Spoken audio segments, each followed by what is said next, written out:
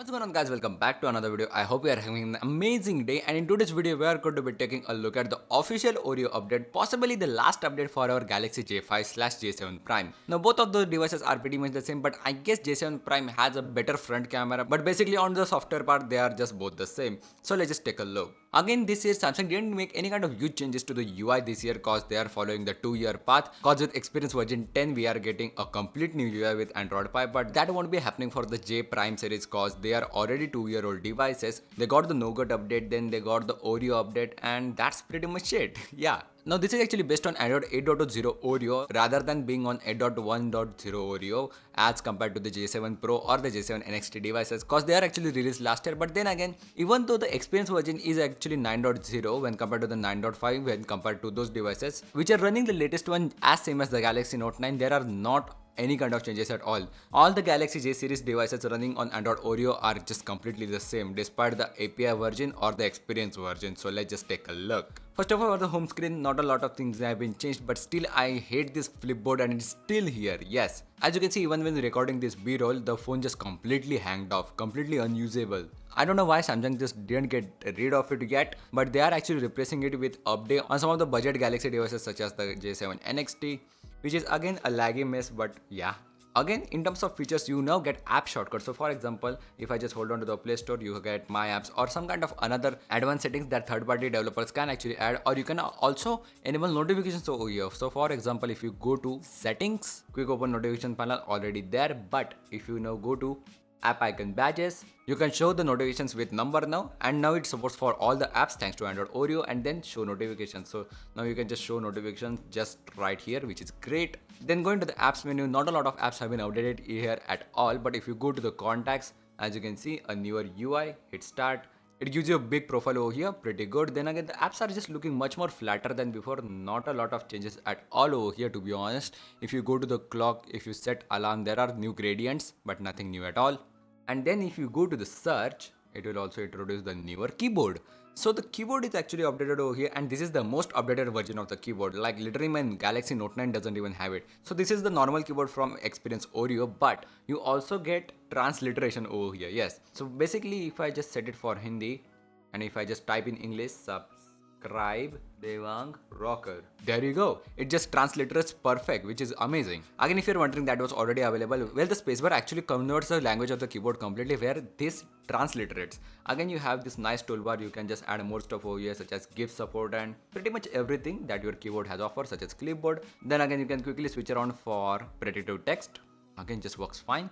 And then the settings are much more simplified than before, such as smart typing just as before. But if you go to keyboards and layout, you get high contrast keyboard, so that will just blow up in your face. If you are having a hard time just typing in direct sunlight, this will help. But as you can see, there are no keyboard themes over here. Well, there are only 4 keyboard themes. There is no custom support, but there are not over here because it's not Experience version 9.05.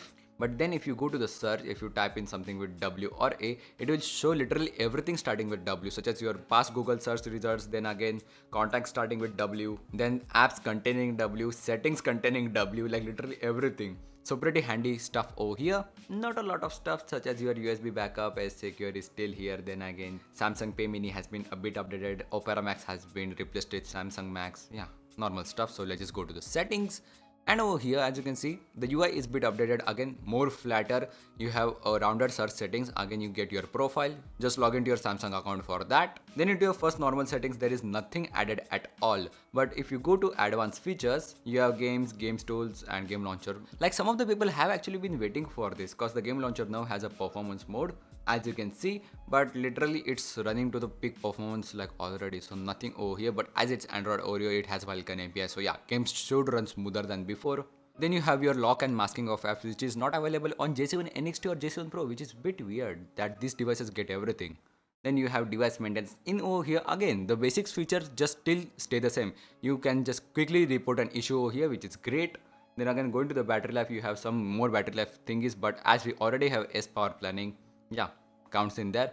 Then scrolling down, you have apps. Now in apps, you do get advanced features, but as this is a Samsung screen, you can't take a whole advantage of it. Such as, for example, if you go to special access, you don't have any kind of wallpaper API support and stuff. Such as, for example, if you set any kind of wallpaper, it will adapt the colors throughout the system for it. But over here, you do get things such as picture in picture. Now if you want to quickly just try out picture in picture, It doesn't work in YouTube, at least in India. So go to Chrome, go to YouTube, open in desktop mode, play any video in full screen mode, and just tap the home button.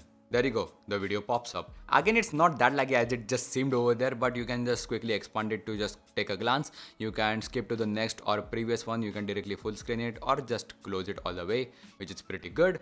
And then you just have your normal permissions and stuff added over there. Going to the lock screen now, yes, lock screen and biometrics are actually separated over here, even though this is experience version 9.0 cause Samsung really cares about you. So let's just go to lock screen cause my Galaxy S9 doesn't have it. So over here you do get your lock screen types such as your biometrics and stuff, but you also get clock styles. So there are much more newer clock styles over here. As you can see, they look pretty cool. But as there is no always on display, they just feel half. But if you go to color, now you do have wallpaper API support for the clocks at least over here, which is kind of great to be honest. It just inverts the colors, but you also get support for anything that you like. Then you have face widgets where you can just scroll around on the lock screen as this doesn't have always on display. Yeah, you can just quickly control your music, take a note of your schedule. Then again you have music player, pretty good. Then you have in-depth notification support, so just for example you can quickly adjust the transparency of it. If you just keep it completely transparent, you can invert the color on it. Yes, that's pretty good. Text color reverse, it even tells you that. Pretty advanced on Samsung's part. And then there are just app shortcuts. So going to the biometrics and security, there is nothing added like face data over here, so don't get your hopes up, but you do get screen transition effect. So if you don't like your screen just directly opening after you tap the fingerprint scanner, just turn it on, or if you want instantaneously 1+ speed, just turn it off. Going to the about phone, as you can see, both of your IMEI slots and serial number is now over here. That makes it very easy for service centers.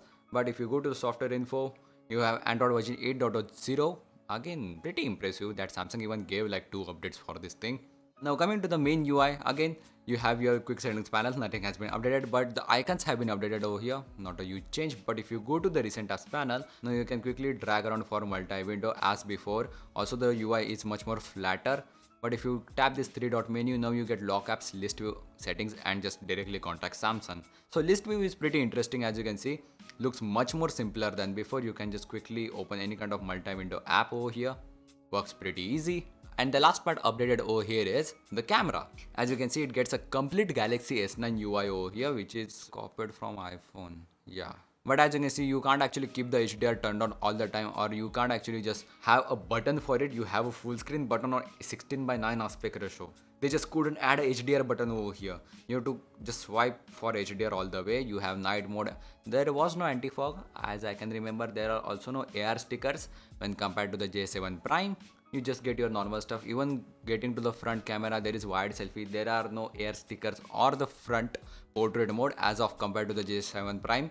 I still can't confirm, but J7 Prime would get a portrait mode in the front as it already has on the Nougat, called as selfie focus. And yeah guys, that's pretty much it for official Android 8.0 Oreo update for your Galaxy J5 and J7 Prime. I hope you guys enjoyed. And if you want more Oreo news for rest of the Samsung device lineup, please let me know in the comment section below. Again, huge thanks to Samsung Smart Cafe in Alibag for letting me borrow this device for this review. Again, if you live in the city, please give them a visit and see you in the next one. Peace.